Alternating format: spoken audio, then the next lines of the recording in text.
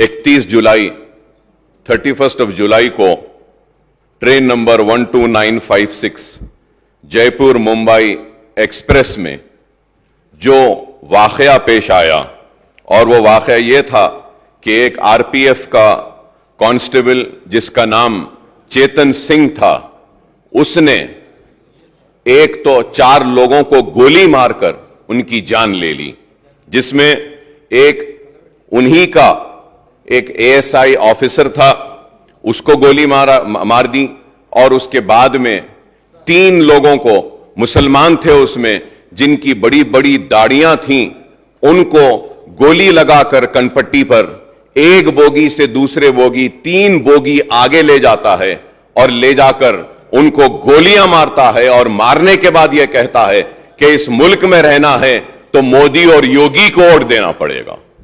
और अफसोस मोदी और योगी के साथ कहता है कि फिर ठाकरे को वोट देना है। तो मुसलमानों के साथ इतनी नफरत क्यों? और वो लोग जो आज नफरत की बुनियाद पर इख्तिदार को हासिल कर रहे हैं या फिर आने वाले कल में इख्तिदार को हासिल करना चाहते हैं, ये मुल्क को तबाही व बर्बादी की तरफ ले जा रहे हैं। स्पीकर साहब, मैं ये कहना चाहता हूं कि उन 3 मुसलमानों में एक मुसलमान शहर हैदराबाद से ताल्लुक रखता था, और उस मुसलमान का नाम था सैफुद्दीन।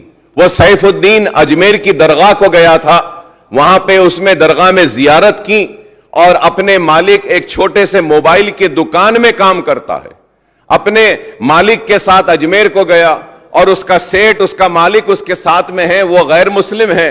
तो वो परेशान होकर उनकी फैमिली को बोलता है कि हम बॉम्बे पहुंच गए हैं, उतर गए हैं, लेकिन ये बच्चा नहीं है।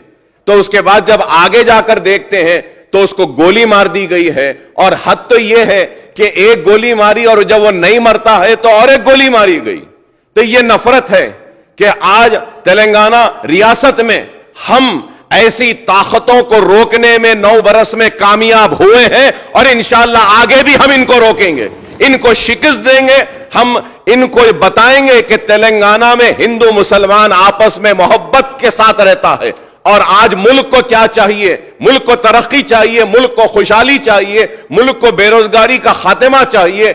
आज इसके ऊपर तवज्जो नहीं है, बस सिर्फ नफरत नफरत नफरत की बात करते हैं। तो मैं आपके जरिए हुकूमत से मैं दरखास्त करता हूं, रिक्वेस्ट करता हूं कि सैफुद्दीन जो बाजारघाट में रहता है, उसके 3 लड़कियां हैं। एक सबसे बड़ी लड़की 6 साल की, दूसरी लड़की 3.5 साल की, और तीसरी लड़की सिर्फ 6 महीने की है। तो मैं आपके जरिए हुकूमत से दरखास्त करूंगा कि इसकी बीवी जो है, इसकी वाइफ अंजुम शाहीन जो है, जो इंटरमीडिएट पास है, इसको एक सरकारी नौकरी अगर देंगे आप, तो मैं आपका ममनून और मशकूर रहूंगा।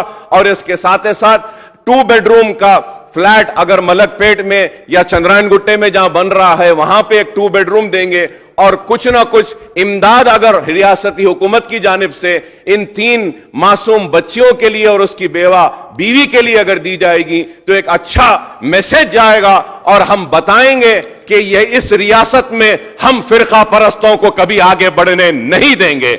हम उन लोगों को आगे बढ़ने नहीं देंगे जो नफरत की बुनियाद पर हिंदू मुसलमान को बांटना चाहते हैं। तो मैं आपके जरिए हुकूमत से दरखास्त करूंगा कि 2 बेडरूम का एक फ्लैट और उन बच्चियों को कुछ कंपनसेशन और सरकारी नौकरी देंगे, तो हम काफी ममनून और मशकूर रहेंगे आपके, और इसको जरूर मुसलमान याद रखेंगे, और आपके इस इक़दाम का मुसलमान सारी रियासत में नहीं बल्कि हिंदुस्तान में इस इक़दाम की सताइश भी करेंगे। Definitely, I assure you, sir. You please give me a letter. The lady who is now a widow, unfortunately, we will ensure that an employment is provided immediately. मैं कल ऑर्डर मैं दे देता हूँ 100% गवर्नमेंट में, या तो GHMC, HMD है या QQSUD है, कहीं ना कहीं बच्ची को वहां पे इमीडिएटली रोजगार मैं दे देता हूँ। साथ ही साथ 3 जो छोटे बच्चे हैं, मैं गवर्नमेंट की तरफ से तो फिलहाल नहीं बोल सकता क्योंकि सीएम साहब ने एक बार उनसे पूछना पड़ेगा, बट हमारे BRS पार्टी की तरफ से एक बच्ची के नाम पे 2-2 लाख रुपया हम डिपॉजिट करेंगे, फिक्स डिपॉजिट करेंगे। मैं उम्मीद करता हूं मजलिस पार्टी भी आगे आएगी, आप भी कुछ देंगे, दोनों मिलकर हम लोग उनको अच्छा सा अच्छा उनके फैमिली की हिफाजत के वास्ते, बच्चों की हिफाजत के वास्ते हम एक बच्चे के नाम पे 2-2 लाख रुपया डिपॉजिट करेंगे। आप भी कुछ करिए, फिर गवर्नमेंट की तरफ से भी कुछ करने की कोशिश भी बिल्कुल करेंगे। साथ ही साथ डबल बेडरूम आपने कहा, मैं इमीडिएटली कल ही ऑर्डर देता हूं, आप ही आइए, दोनों मिलकर उनको एक घर भी दिला देंगे।